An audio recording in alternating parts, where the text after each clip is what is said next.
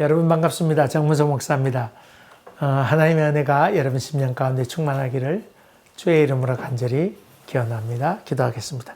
주님, 사순절 마지막 주를 맞이하면서 주님의 은총이 우리 가운데 넘쳐나도록 도와주시옵시며 무엇보다도 우리를 위해 죽으신 예수 그리스도의 은총을 깊이 체험하는 시간 되도록 도와주시옵소서. 예수님 이름으로 기도합니다. 아멘. 오늘 우리에게 주신 하나님의 말씀 출애굽기 14장 17절부터 20절까지 말씀입니다. 제가 봉독하겠습니다. 내가 애굽 사람들의 마음을 완악하게 할 것인즉 그들이 그 뒤를 따라 들어갈 것이라.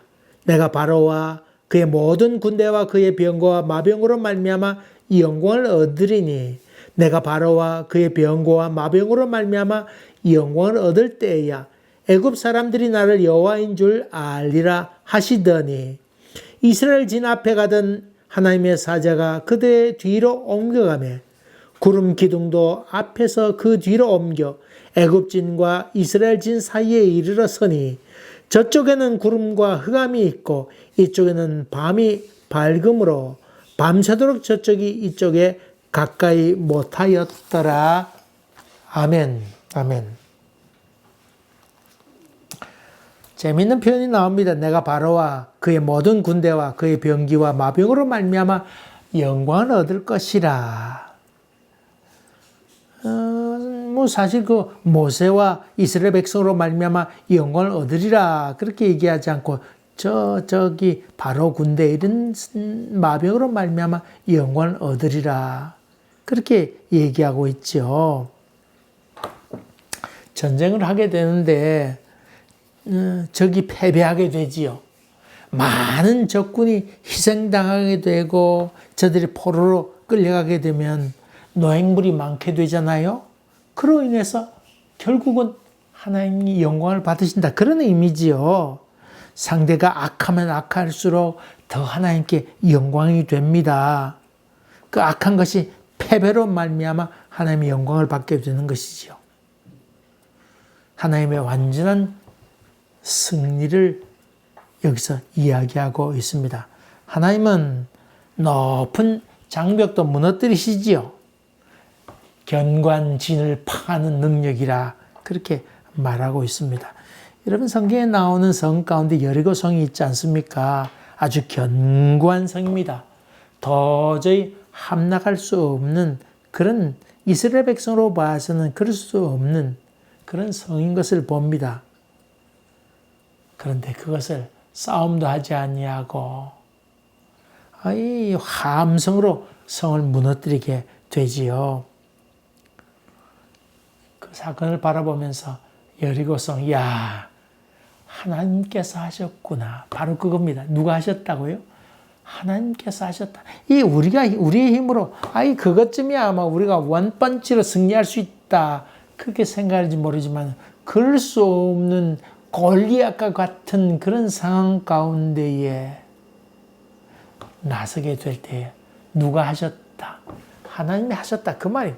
여기서 얘기하려고 하는 것은 너희가 한 것이 아니고 내가 했다. 그것을 말하고자 하는 것이지요. 여러분, 삼손이 있습니다.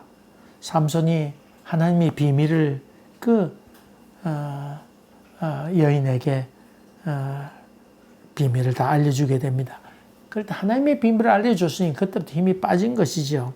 눈이 뽑히게 되고 머리카락이 빠짐으로 말미암아 힘을 잃어버리게 됩니다. 그리고 그가 마침내 이제 죽음이 다가오게 되는데 눈이 멀게 됐으니 죽은 거나 마찬가지지요. 마지막에 그는 큰 신전에 들어가서 저들의 수치거리가 되지요. 사람들이 소리치면서 삼손이 잡혔다고, 그 힘센 삼손이 잡혔다고 했는데 삼손은 다른 사람의 손에 이끌려서 선전 기둥을 잡고는 무너뜨리게 돼서 거기 왔던 수많은 사람들이 다 거기에서 깔려 죽게 되는 어마어마한 사건이 거기서 나오게 되지요. 그는 힘이 다 빠져서 할 수 없는 상황이었습니다. 그 상황 가운데 있었는데 하나님이 나에게 다시 한번 마지막 기회를 달라고 간절히 기도할 때 하나님께서 삼손에게 힘을 주셔서 그 많은 사람들이 몰려왔던 그 장소에서 하나님의 놀라운 기적을 베풀게 되고 자기도 목숨을 거기에 던지게 되지요. 삼손이 하나님의 능력을 힘입으로 말미암아 수많은 사람들이 거기서 죽게 되어서 하나님께 영광을 돌리게 되었다. 사람들이 많이 자면 많이 잘수록 기둥이 무거우면 무거울수록 더욱더 하나님은 영광을 받으신다. 그런 말이지요. 여러분, 적이 많으냐 적으냐 우리는 거기에 신경을 씁니다.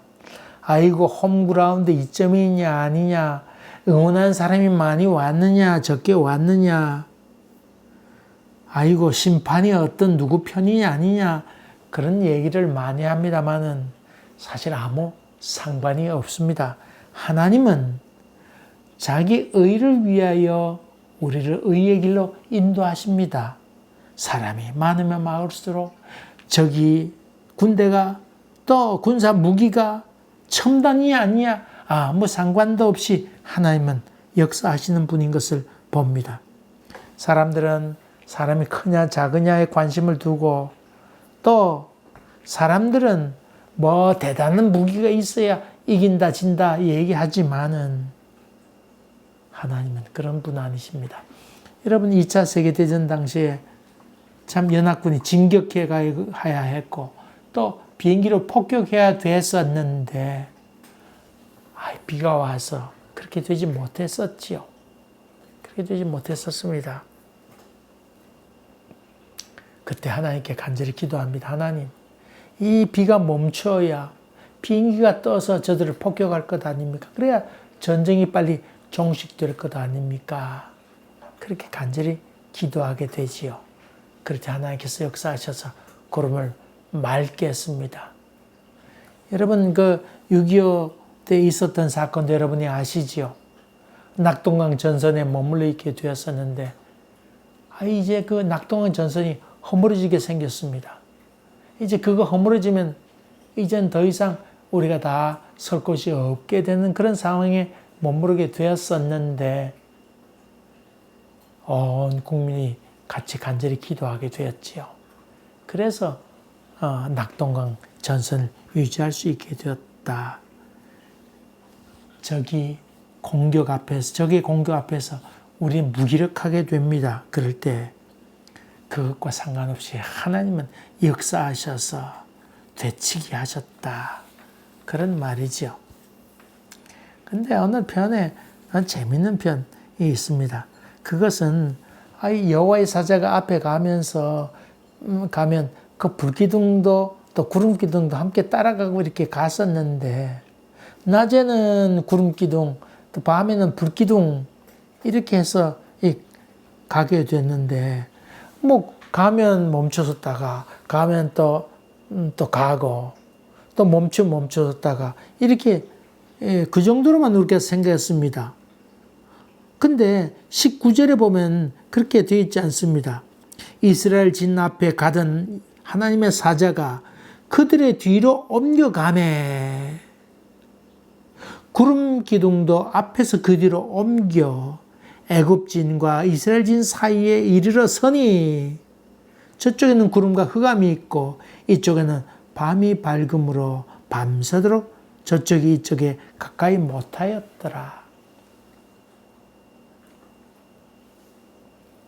이 말 무슨 말입니까?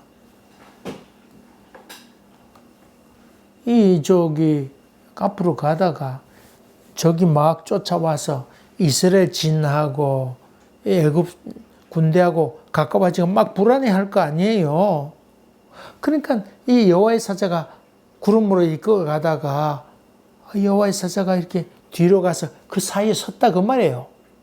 그랬더니 이 진과 이 진 사이에 여호와가 사자가 여기 서게 됐는데 구름 기둥이 이렇게 와가지고는 또 구름 기둥이 버섯 구름인지 모르지만 좀 서게 되니까 이쪽은 흑암이 되었다 그 말이에요.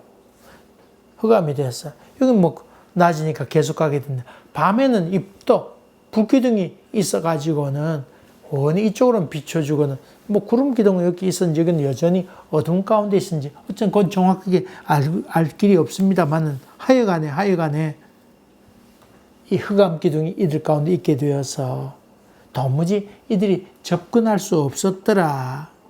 그런 말이지요. 이해하기 어려운 부분이 거기 있습니다. 거기 여기 이쪽에는 밤이 밝음으로 밤새도록 저쪽이 이쪽에 가까이 하지 못했더라고. 밤이 어떻게 했는지 지금 모르겠는데 추측건데 기둥이 이렇게 있습니다. 구름 기둥이 있어요. 제가 암흑에 됐습니다. 그 다음에 또 밤이 됐을 거 아니에요. 밤이 됐을 오랫동안 뭐 그렇게 있었는데 어두운 가운데 됐는데 여기는 또 불기둥이 또 앞으로 인도에 가서 밝게 돼서 앞으로 가게 되었다. 그런 표현 같습니다. 그런 표현 같습니다. 다시 말하면 하나님의 인도하심이 이렇게 분주하게 이루어졌다. 그런 말이지요. 성경 전체를 통해서 우리가 하나님의 속성에 대해서 알 수 있는 것이 있습니다. 그것은 바로 행동하시는 하나님. 태초에 하나님이 천지를 창조하셨다. 그리고 하나님께서 운행하셨다. 그것이 성경 전체에 흐르는 신관입니다. 우리가 믿는 여호와 하나님 그분은 천지를 창조하신 후에 가만히 계신 분이 아니고 창조하신 이후에도 여전히 보고 계시고 섭리하시고 간섭하시고 인도하시고 기도에 역사하시는 하나님, 그런 뜻이라 그 말이죠. 요한복음 1장에 태초에 말씀이 계셨는데 말씀이 육신이 됐다고 행동하셨다 그 말이지요. 우리 구원을 위해서 인간으로 오셨다. 행동하셨다. 우리 인간이 무지하고 도무지 하나님을 알아보지 못한 이런 시대에 인간 예수를 보내어서 예수를 보면 하나님이 어떤 분이라고 하는 것을 알 수 있도록 하셨다. 그런 의미지요. 이게 인간으로 오셨다고 하는 바로 이게 복음이란 말이죠. 하나님이 우리를 너무나 사랑하셔서 이스라엘 백성을 사랑하셔서 앞에 가셨다가 뒤로 가셔서 이 가까이 하지 못하도록 접근 금지하도록 하고 보호하셨다. 그런 의미죠. 하나님 참 좋으신 분이십니다. 마침 결정적인 순간에 그분은 악을 막아서시면서 우리를 의의 길로 인도하시는 그런 분이십니다. 하나님 우리를 깊이 사랑하셨기 때문에 그렇습니다. 사랑은 가만히 있지 못하는 것이라 했습니다. 여러분 어때요? 여러분 찬양할 때 막 손을 들고 그렇게 찬양하십니까? 저는 사실 그렇게 막 손을 들고 찬양하지 않습니다. 뭐 좀 조용히 좀 찬양하는 편인데, 여러분 잘 아는 얼마 전에 돌아가신 이혜령 교수 같은 경우에 그 참 딸이 그렇게 간청해서 교회 가게 됐지요. 근데 교회 가게 됐는데 그 딸이 찬양하면서 뭐 경배와 찬양했는지가 어느 교회 나간지가 알 길이 없지만 뭐 손을 흔들고 그렇게 찬양했던 것 같습니다. 그래서 그걸 보고는 그 이혜령 교수가 제가 제일 싫어하는 것이 막 이게 뭐 손 흔들면서 소리치면 찬양하고 기도하는 거, 그런 꼴은 좀 보기 싫은데, 이거 딸이 그렇게 하니까 그 예배 시간 있으면서 그건 보고 있었죠. 그래 돌아오는 길에 딸에게 그렇게 얘기합니다. 야, 나 정말 싫어하는 거 있다. 꼴 보기 싫은 것이 있다. 그것은 이게 뭐 사람 소리 흔들면서 손 흔들면서 막 찬양하고 이런 거 난 정말 꼴 보기가 참 싫다. 그런 거 제발 좀 보기 싫다. 그렇게 얘기했더니 딸이 그렇게 얘기합니다. 아버지, 여호와 하나님을 믿으면서 예수를 믿으면서 그런 기쁨이 넘쳐나는데 그런 기쁨도 없다고 하면 하나님 믿는 것이 어떤 의미가 있을까요? 그렇게 얘기합니다. 그런 예수 믿는 기쁨이 그렇게 있는데 이 손 흔들게 뭐가 그렇게 문제가 되느냐고 그런 얘기를 그가 듣게 되지요. 그때 비로소 그 딸의 얘기를 듣고는 거기에 대해서 받아들이게 됩니다. 우리가 잘 아는 성경 스바냐 있는 말씀, 그가 나로 인하여 기쁨을 이기지 못하시며, 참 많이 불렀던 노래, 그가 나로 인하여 기쁨을 이기지 못하시며. 참 하나님께서 우리를 보시며 너 너무 좋구나, 가만히 있지 못해서 안절부절하시는, 사랑은 가만히 있지 못한 것이지요. 여러분, 사랑하는 사람이 있으면 사랑하는 사람에 의해서 전화도 하고 편지도 쓰고 뭔가 자기 마음을 표현하려고 애쓰잖아요. 사도행전을 보게 되면 참 재밌는 장면이 나옵니다.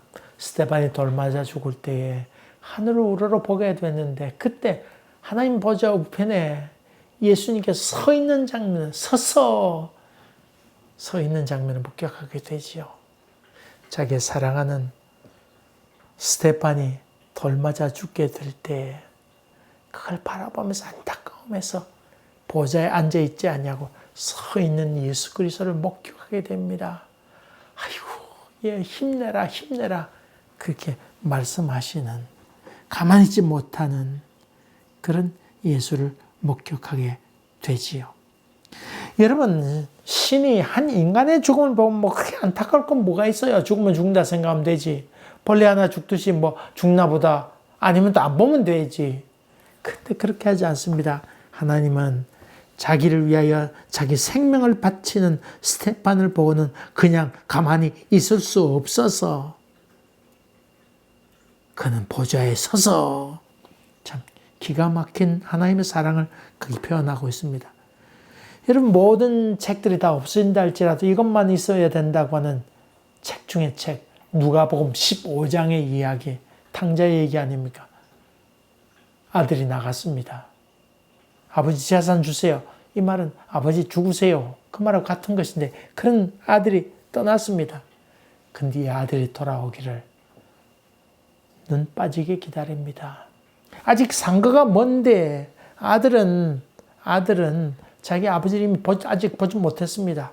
네, 아버지는 아들이 오는 걸 보고 달려나가. 어떤 사람 표현에 하면 신발도 신지 않고 달려나갔다. 그렇게 표현합니다만. 아이고 참. 하나님이 먼저, 아버지가 먼저 달려나가게 되는 것. 우리가 무엇이 필요한지 이미 아시고 계십니다. 그러므로 너희는 먼저 그의 나라와 그의 의를 구하라. 내가 그를 사랑한 것은 그가 나를 먼저 사랑하심이라. 요한일서에 나오는 말씀 아닙니까? 하나님은 참으로 분주하십니다. 여호와의 사자가 라고 표현했지만은 이 여호와의 사자의 행동을 바라보면서 하나님의 마음을 잘 읽을 수가 있습니다.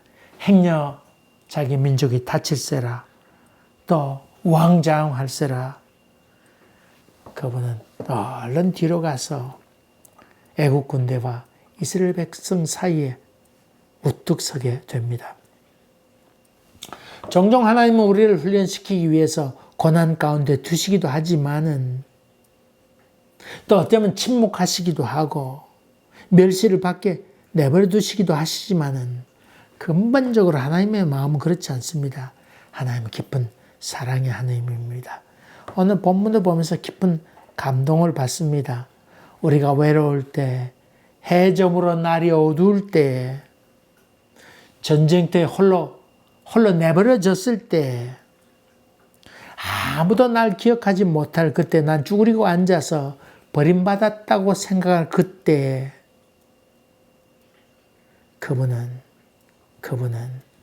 우리 곁에 찾아오셔서 보호하시고 간섭하시고, 야, 내가 여기 있다, 지키고 있다 말씀하시면서 가만히 있지 못하고 찾아와 역사하시는 주님, 그 주님을 만나는 즐거움, 그분과 함께하는 즐거움이 여러분 심령 가운데 충만하게 되기를 주의 이름으로 간절히 기원합니다. 기도하겠습니다. 은혜로우신 주님 감사합니다. 오늘 본문 말씀을 보면서 깊은 감동과 은혜를 받습니다. 함께하여 주시옵시고 그것을 깊이 느껴갈 수 있도록 우리의 오감을 열어주시옵소서. 예수님 이름으로 기도하옵나이다. 아멘. 아멘. 여러분 감사합니다. 또 뵙겠습니다.